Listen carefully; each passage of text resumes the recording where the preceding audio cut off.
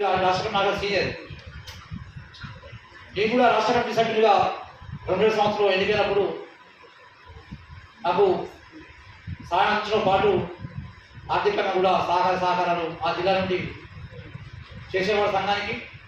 అట్లాగే 2004 సంవత్సరంలో పెద్ద ఎత్తున పుల్లకాపుర సంఘ సమస్యలు పరిష్కరించాలని చెప్పేసి రాష్ట్ర వ్యాప్తంగా పెద్ద ఉద్యమం జరుగుతున్న సందర్భంలో గొర్రెలకు మేకలకు మేత కోసం సొసైటీలకు భూములు కేటాయించాలని చెప్పేసి పెద్ద ఎత్తున పోరాటం జరుగుతున్న తరుణంలో అప్పటి ప్రభుత్వం స్పందించకపోవడంతో ఏది ఏమైనా కానీ సెక్రటరీకి పోదామని చెప్పేసి అప్పటికప్పుడు నిర్ణయం తీసుకొని ముందు వరుసలో నిలబడి సెక్రటరీకు బయలుదేరి జనం సమీకరించే సెక్రటరీ బయలుదేరి ధైర్య సాహసాలు చేసి మమ్మల్ని అందరినీ ఉసుగొలిపి అంటే మా అందరినీ ధైర్యం చెప్పి ఆ సెక్రటరీకు తరలించే నాయకుడిగా మా అందరికీ పెద్ద దిక్కుగా ఆ రోజు ఈ సంఘానికి నిలబడ్డాడు.